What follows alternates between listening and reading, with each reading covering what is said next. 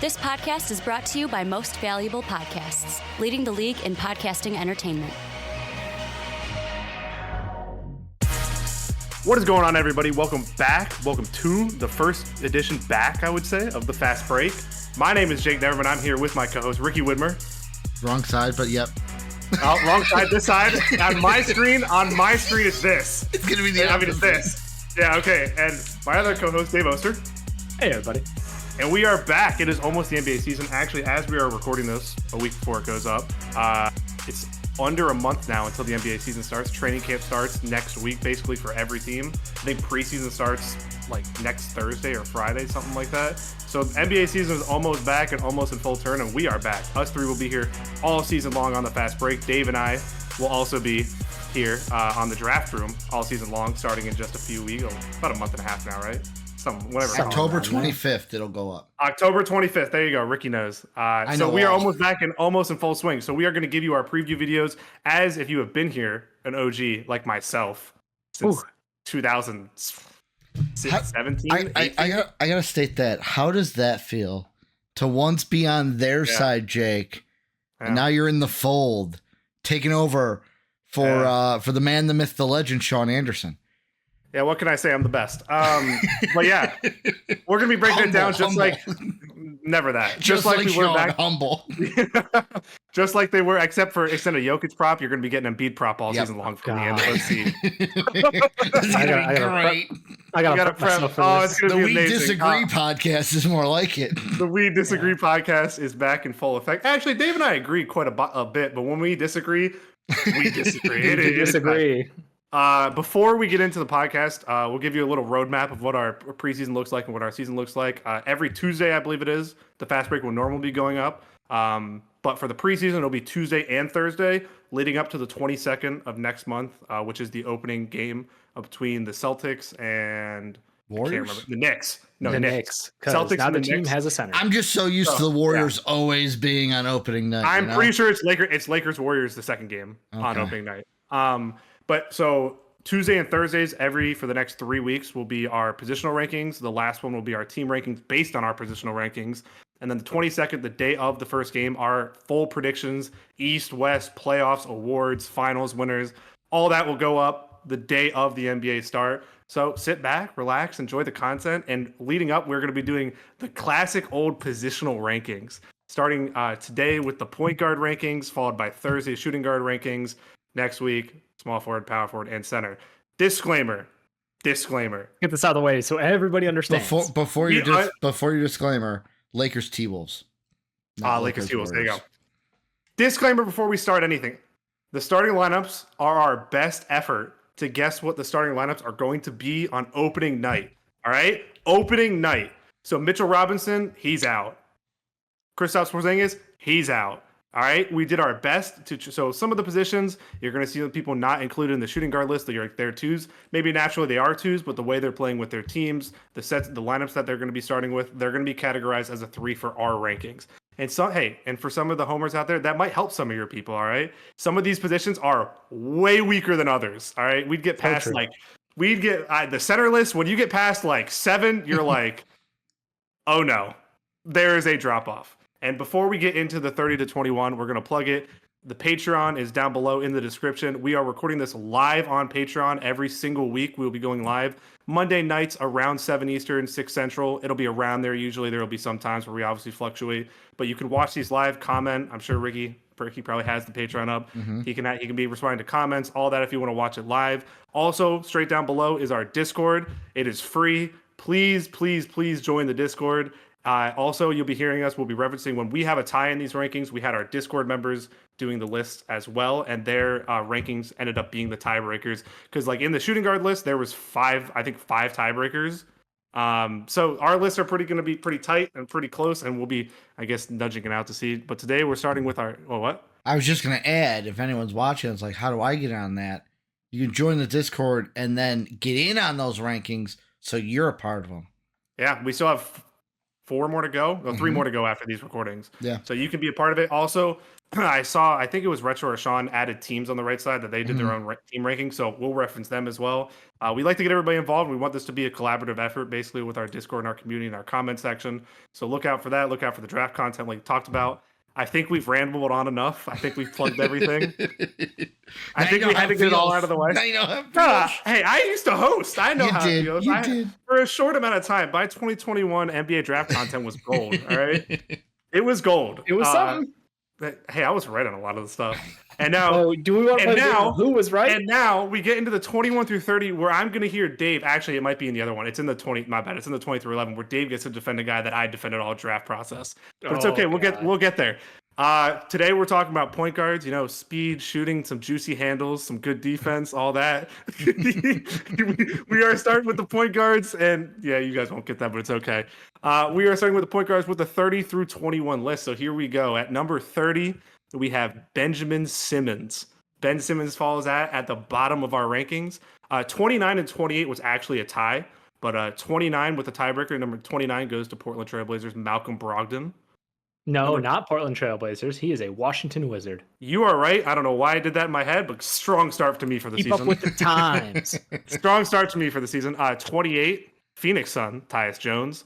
27, LA Laker D'Lo. 26, Utah Jazz Keontae George. 25, Miami Heat Terry Rozier. 24, Portland Trailblazers Scoot Henderson. 23, San Antonio Spurs. That still sounds weird to say. Yeah. Chris Paul. 22, Timberwolves Mike Conley, and 21 from the Toronto Raptors, Emmanuel Quickley. So, Dave, I'm going to pop to you first, other side. Dave, I'm going to pop to you first. Any name that just throws out there that you're pretty surprised is this low, or if they're too high already on this list?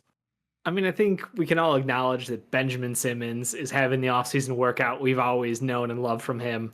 He's out there draining threes, clean stroke, no question marks to his game. Clearly, the man has been rejuvenated. His back, work of art. I think we're all just expecting him to come back to what was his peak year? Like, I'm gonna be honest with you. I think his peak year was his rookie year. I think 2017, 2018, when we played the Heat in the first round, and Embiid had the Phantom of the Opera mask. Remember, he missed the first couple games, and Ben Simmons was our best player in that series. What happened in the second round? We need to talk about that. But the first round, I think that was the first 2 years. I think were the best because defensively, I think he was at his best in those years. Yeah, no, I mean, I think that's the biggest thing. This list kind of has like the general vibe of like there's some aging players in here. There's some guys who are kind of playing like crossover positions where they're, you know, kind of combo-ish. And then you have Ben Simmons, who is just broken year over year over year over year over year. And you know what? If he could make it through one season healthy, incredible. He's still super talented. It's just I don't think anyone knows if he still wants to. And if his back can take a whole year. So I understand putting him at 30th. My natural love for Ben Simmons put him a little higher personally. I really, really hate Terry Rozier. I'm sorry. That was early. I really am not a fan of Terry Rozier on the Miami Heat. I feel like that was such a weird grab. I understand the value they went for at the end of the season last year, trying to add someone else who could add that scoring. Well, they had cycled injuries. They need some outside shooting with Hero hurt. And then guess what? Terry Rozier, 0 minutes in the playoffs. Things in Miami are all kind of jumbled up right now. And I feel like if you're asking for what a point guard does, I don't qualify Terry Rozier as a point guard. I'm sorry. He's a two guard who happens to be playing the point guard. I was going to say their backcourt is filled with 2 of those guys. Yeah. That and the shooting guard rankings we'll talk about their other guard, Tyler Hero. But I think they are still lacking since Lowry left last year, that true point guard, right? I mean, I'm not saying that Lowry is the epitome of this. Yeah, they're missing that 8-3-2, 6-3-2, whatever it was. Yeah, something like that. They're missing. Yeah, they might be missing that 6-3-2. But you watch. I know there was like mixed opinions. That I'm not going to sidebar onto it, but I think Kyle Lowry is still a serviceable player. I understand why they left because Terry Rozier is clearly a better player at this moment. We talk about profiles a lot, and I think the Heat are kind of missing that stereotypical point guard profile. Yeah. Which is why I was thinking Chris Paul in the offseason might end up there, but obviously not. Ricky, any name that surprises you in this list? Anybody you think's too high, too low? So, to answer your question, first off, you're going to get a lot of voice cracks out of me because... Puberty? Not puberty. I've been working a lot. I worked 2 doubles this weekend, so I've used my voice a lot. looking at the names here, no. Like everyone that I had in 21 to 30 is in the combined. There's only one name that pops out. And it's not me that he's this high because I had him dead last, right behind Ben Simmons. Why the hell is D'Lo so high? D'Lo's trash, man. He's still practicing those threes and he can't hit them. He is always He's still practicing and he can't hit them. So like, I look at it and I go, really? 27 is still garbage. Let's be honest. But like, I was gonna say he should be garbager, more garbage. I had him probably the highest that I'm guessing at 23. Yes. Oh, you had him actually. It's 22 because the sheet is worked out. But you have him at 22. I have him at 27. So he ended up exactly where I have him on my list. I had this long conversation with Retro about this. So shout out Retro, one of the long-term members of the Discord. Down under. Down under. Shrimp and the Bobby. I'm not a fan of D'Lo. I have been a fan of D'Lo since he walked into the league. I just was never a big fan of his game. I think. Not that I think he's a bad player. I just don't know. And you hear me talk about this a lot this season, especially when we get to the center list and we talk about a certain guy on the Houston Rockets. I think a certain profile that you have starting at your point guard limits the actual ceiling of your own team. And that's why we talked about the Miami Heat. Obviously, the Heat have a higher ceiling because they have Eric Spoelstra. They have, who in my opinion is literally the greatest coach of all time. That's firmly what I believe in terms of basketball mind, not in terms of winning, because obviously you got other guys. But D'Angelo Russell, he's kind of a guy who he goes through streaks, right? He's not an advanced creator at any measure, right? He's not an advanced creator for the entire offense unless he's plugged into the correct system. He's playing next to LeBron James, who is really the point guard on this team, technically. He's really the point guard. He plays center for them. Point forward. That's just LeBron James. D'Angelo Russell, at his best, I think, is a guy who can come off the bench or start, whatever you want. I would typically have him off the bench, but can give you a spark, all right? He's a kind of guy who can score at all three levels pretty well. He just goes through streaks where he's inefficient. That's really all it is. I don't know if I would say his basketball IQ is very high in terms of relative to the other players on this list. That's where somebody like Ben Simmons, who I obviously did have very low. Ben Simmons has an extremely high basketball IQ. So much so that it hampers him at times. Yes, he outs and he thinks too much is really the reasoning for it. Yep. I just don't think that D'Angelo Russell offers you enough to be a starting point guard in this league anymore, especially in most, like we just talked about the Heat lacking the profile of a true point guard, right? Yeah. I don't know that, like the Celtics, we just saw win the title without a true point guard, right? That's fair, yeah. But when you have so much talent on a team, it's a little bit different, I think, right? You have Tatum, who was giving them assists, Brown, who was creating, even Drew was creating, and they had so many points in transition because of how good of shot blockers they have, especially in their backcourt, that they're able to get quick points. The Lakers are just a little bit different of case. I'm not a fan of D'Lo because I don't think he offers much outside of the scoring. Defensively, I don't think he's good.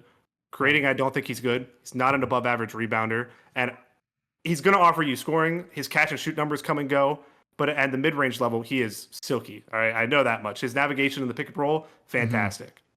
It's just that he overthinks. Yeah. The thing with D'Lo for me, you're right. I think it's a system. It's a system issue because of the way that like the optimal way to play around LeBron James has been written and rewritten so many times. Like we know the answer. We all know the answer, and the best way to play for D'Lo would be preferably ball in hands, pick and roll heavy with a big. And that's not the sets they're setting up for him. That's not the looks he's getting. That's not how they're asking him to play. Kind of like how he played in Minnesota. Yeah. Yeah, how he played in Minnesota. You can reference all the way back to him and Jared Allen playing for the Nets. That was kind of that like breakout year for that like rehab Nets team, basically. Who was the head coach of that team? He's been an assistant on like a bunch of teams. Atkinson. Kenny Atkinson. He's the point guard whisperer, basically because of his work with D'Lo, Spencer Dinwiddie. But the point is, you're right. I think him on the Lakers is limited. Like his expectations are limited because he's being asked to do things he's just not great at. But from a talent standpoint, he's probably better than he's showing us. Yeah. But the other thing you highlighted was he is a flow of the game kind of player. Like when he feels it, he can add, he can give you that offense, he can give you that spark. He will gamble on defense and just give up wide open looks though, because he's going for steals and easy points. I still value his just whole output though, like of what he can do for you. But at the same time, if you ask me who I want as a point guard, Chris Paul at age 39, 38, whatever he is these days, or D'Lo, I'm not. it's a harder question than it should be, you know? Yeah, I think it's interesting. I think somebody that are on the list that is he's very low, but this is not just reflect. I think the feeling I have of him as a player is Tyus Jones. I think Tyus Jones is I wanted him on the Sixers as a backup point guard for going on like 2 years now. I just don't know. It's one of those things when you throw somebody into the starting lineup and you're there compared to other starters. Yeah, because I was just gonna say, what were the words out of your mouth? As a backup point guard. Yeah, I just think like it's one of those things where somebody could be the highest quality bench player, and then as soon as you throw them into the starters, it's levels. Is basically what I like to say. But yeah, the other guy I want to throw to you, Ricky, is Scoot Henderson. He's quite low on my list. He's actually, I believe, I have him last on my list. Now, remember, when these rankings are going into the season, they're not what your prediction for it is. I have him last. What are your thoughts on Scoot Henderson? So, kind of like Dave mentioned this, right? Dave mentioned this with the Chris Paul and D'Lo. I don't know how you guys did yours. We never with however we did these rankings, even in the past, it was never like, here's the criteria we have to follow. Well, it's basically how Dave ranks is going to be different than how I rank. Then it's going to be how you rank, Jake. And with me, it was gut reaction. And the main thing was, okay, who would I rather have as my point guard? I started off with Luka, and it was basically like the next name.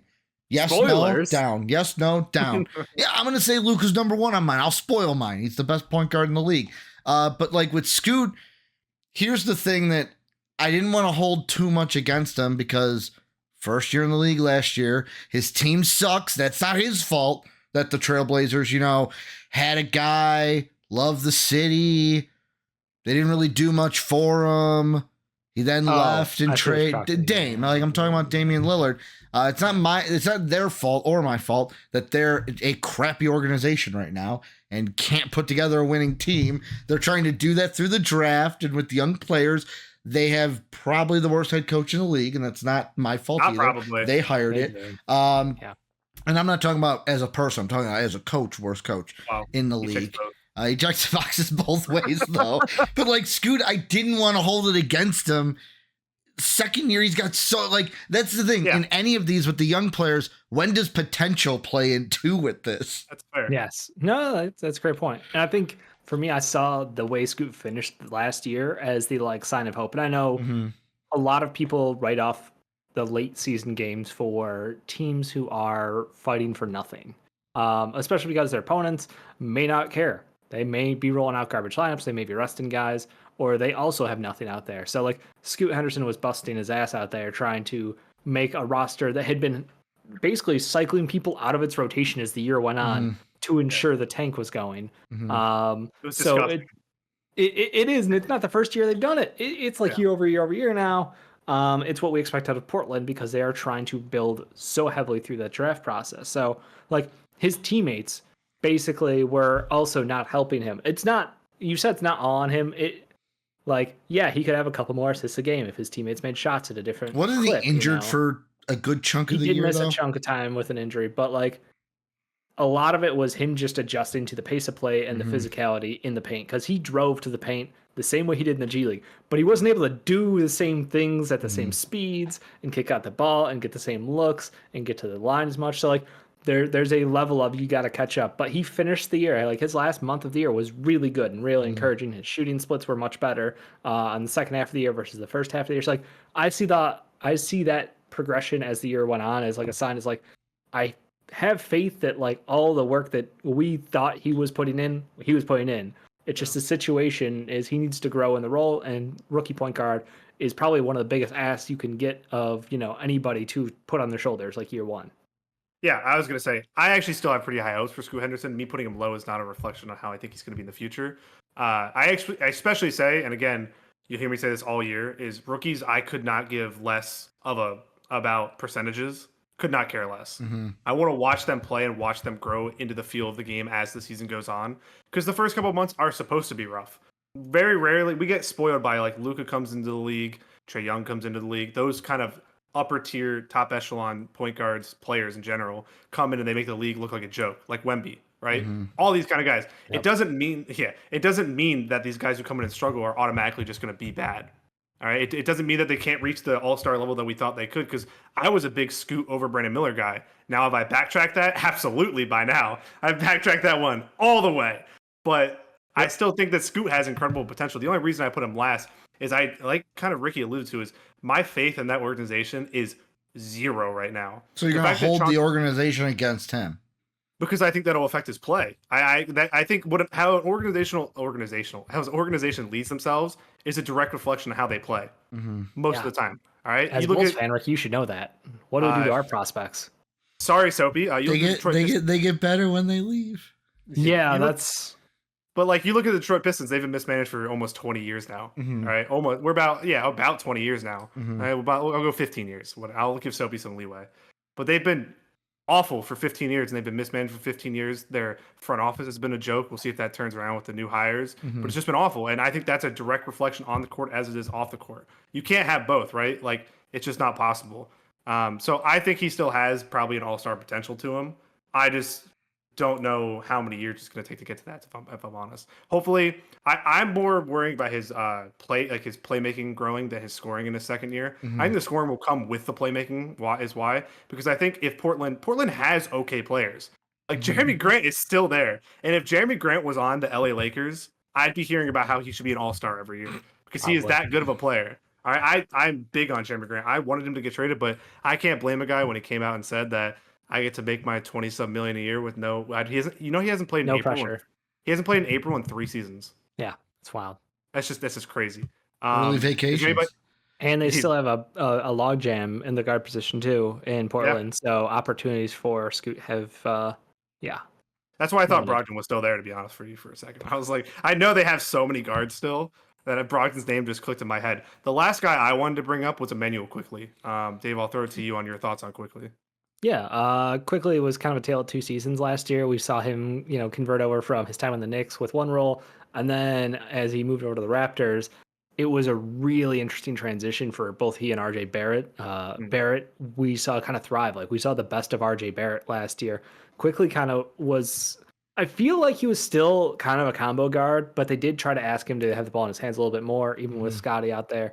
I feel like he's a combo, and I don't know if he's going to have I don't know if his playmaking ability is going to get better. Let me put that way, because I feel like the Raptors are kind of building similarly, not the same, similarly to the framework of what the Celtics and you described was we're going to have multiple guys who can create, we're going to have multiple guys who can facilitate, and we're going to have multiple guys who can score at different levels. Like, they are not locking themselves into any positional whatever, because Scotty Barnes has played 1 through 5 last year. Scotty Barnes played 1 through 5 the year before. Like, it's just, that was their whatever. So I don't think of Quickley as a point guard, and yet we have to put him at point guard on these rankings because somebody's got to be in the role. And I feel like he's a combo stuck in a point guard position.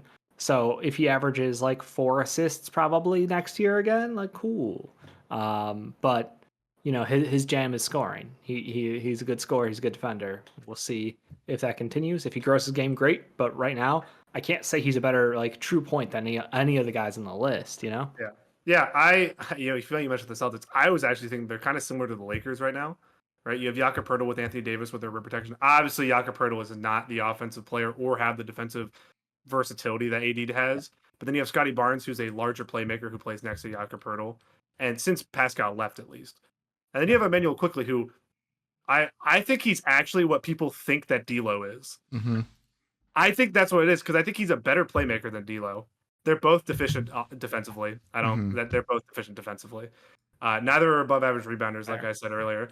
But I think Quickley, his scoring. Now I was looking at the stats before I brought him up because I didn't want to misspeak. There's my first voice crack. But he had a very welcome to the club. He had a very poor March, but outside of that, his shooting percentage stayed good. He had the ball more in his hands. He was able to play make a little bit. I don't expect him to become like a Chris Paul level playmaker or anything like that. But if you can have a secondary or third playmaker next to Scotty Barnes, because Scotty Barnes is the main guy on that team, I think very highly of Scotty Barnes. You'll see that later in our rankings. I think most of us think quite highly of Scotty Barnes. It'll just be interesting to see how the Raptors, because there'll be like a borderline back end play-in team to lottery team this year, right? They're not going to be a contender for the playoffs. So they're going to get to mess around with their lineups a lot, their rotations a lot. I liked what their new coach came in and did last year. He kind of gave more freedom to the players, which I think in rebuilds is the answer, is to give. That's why I kind of see like Chauncey's kind of overdone it a little bit in Portland, like we were talking about with Scoot, where there seems to be like no system, no nothing. Like, what did you say you're doing your list off of Ricky vibes? Yep. Portland is pure vibes ball right baby. now. The Portland is pure vibes ball right now. They have literally nothing going for them. Toronto's a little bit more in case where they have their defined roles and they know what they're supposed to be doing, but they have freedom. I mean, you see that in Scotty, you see that in Quickly. You saw that in RJ, who we'll talk about later, and he had a fantastic year last year in Toronto. So I think it's just there's a balance to it, but I really do like Emmanuel Quickly. I think that I just think his overall game is fun to watch, and I think he can become. He's not going to be an all-star player, but I think he can become a really good starter in this league. Ricky, anybody else? Any final thoughts on 21 through 30 that you want to talk about? You know, honestly, D'Lo was the big one. Like, here's the thing with these. It's like, looking at me personally, I looked at it and I went, yeah, everyone who's here should be there. And I know for conversation that is like, wow, so boring. Because it's like, wow, look what I expected. Nobody's too low. I got a name that isn't in here that I had in this area. I didn't, so I want to hear. I think that this is about everybody that had in this. I think there was one switch. I had Chris Paul higher than both of you, I believe. That's just me being Chris Paul is Chris Paul until Chris Paul retires. Did Dave say the name that he? I did not. No, not yet. We'll see whenever we get to the next end. As always, we'd like to thank the people that make these videos possible, our patrons whose names are displayed on the screen now. If you would like to become a patron, go ahead and click the Patreon icon in the bottom right. And if you'd like to check out another video from MVP Sports, hit the video in the upper left. As always, thanks for watching.